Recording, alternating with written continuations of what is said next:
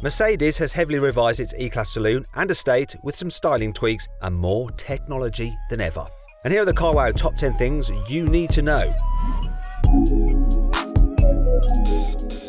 The new E-Class gets a slinky body just like the old car, but look closer and you'll spot some new LED headlights, redesigned alloy wheels and a set of wider brake lights. The E-Class's grille has also gone under the knife. Now it curves up as standard and sweeps down in sportier AMG line cars, so it looks a bit grumpier and more aggressive. AMG line versions also get extra bulges in the bonnet that Mercedes calls the power domes. Sounds a bit like a Bond villain's lair to me.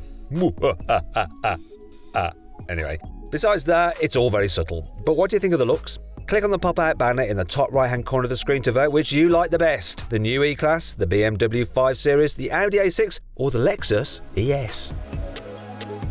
Mercedes designers probably didn't put in much overtime designing the E-Class's interior. It looks almost exactly the same as the old cars, although you do get some new steering wheels with different designs depending on which model you go for. They all get touch-sensitive buttons, but my favourite are the AMG line ones with super thin spokes and a flat bottom. You can also customise your E-Class's cabin with new trim pieces in a range of colours, although they're mostly just shades of grey and brown. The old E-Class could adjust the temperature, change the mood lighting and spray you with some Mercedes own branded perfume to keep you energised. The new E-Class does all of those things, but it kicks things up a notch with some fancy new seats. These make constant adjustments to stop you sitting in one position for too long and getting backache on longer journeys. There's also a power nap function that helps you drift off if you need to take a break. Obviously, that's when you're pulled over at the side of the road or at a service station. Safety first, guys. Anyway, the seats can massage you back into life when you need to wake up and carry on with your journey. You can even adjust the shape of the seats by drawing on the touchscreen. How cool is that? The new Mercedes E-Class comes with two 10-inch displays, but you can upgrade these to massive 12-inch screens instead. You could get all this in the old E-Class, but the new car has them joined underneath one piece of glass, rather than having black plastic between them like in the old car. Also, Mercedes has gotten rid of the old rotary dial controller, so now you get a touchscreen and a touchpad on the center console instead, just like in the new GLE. You also get the latest Mercedes infotainment system with built-in "Hey Mercedes" voice assistant, which lets you adjust the cabin temperature or program things like the satellite navigation while you're driving. Though it can get on your nerves ever so slightly by chiming in whenever you say Mercedes, even when you don't want its services. Oh man, Mercedes, they were lying. Can you say that again, please? I said you were lying. So this is the sound on the Mercedes. Yeah. How may I help you? Cancel. Hopefully this Mercedes can do a... You can get the new Mercedes E-Class with a bunch of petrol, diesel and plug-in hybrid engine options. But you can also get a pair of all-new mild hybrids as well. The cheapest is the 292 horsepower 2-litre 4-cylinder petrol engine with a 48-volt mild hybrid system. There's also a beefier 3-litre straight-six diesel engine that pumps out 387 horsepower. Both come with a 20-horsepower electric motor that gives them a bit of extra shove when you hit the accelerator. And the motors mean they can shut off their engines completely and coast at up to 100 miles an hour when you're cruising to help save fuel.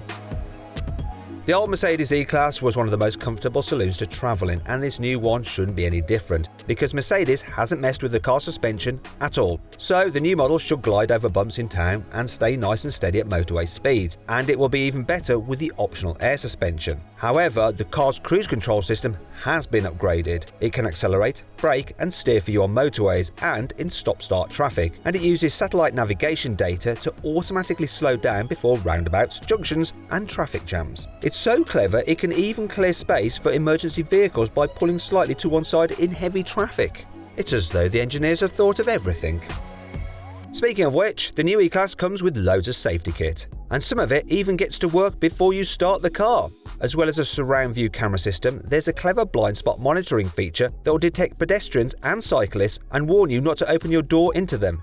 You also get auto emergency braking as standard, which will detect parked cars and pedestrians who walk out in front of you. There's also Mercedes' Urban Guard system. You can think of it as a personal security guard that will set off alarms and message you using the Mercedes Me app if someone bumps into your car in a car park or tries to steal it.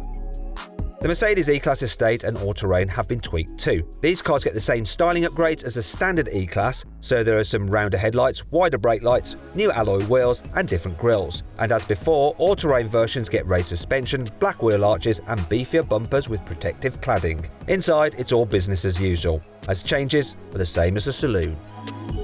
Fancy a bit of performance? Well, the AMG-tuned E53 also gets a few upgrades.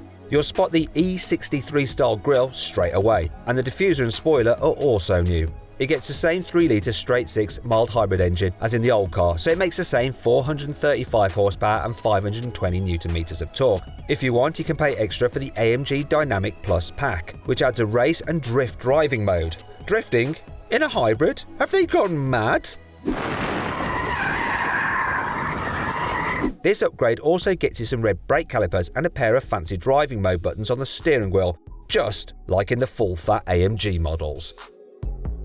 Finally, we need to talk about the price. The new Mercedes E-Class's extra tech means it'll cost you a bit more than the old car.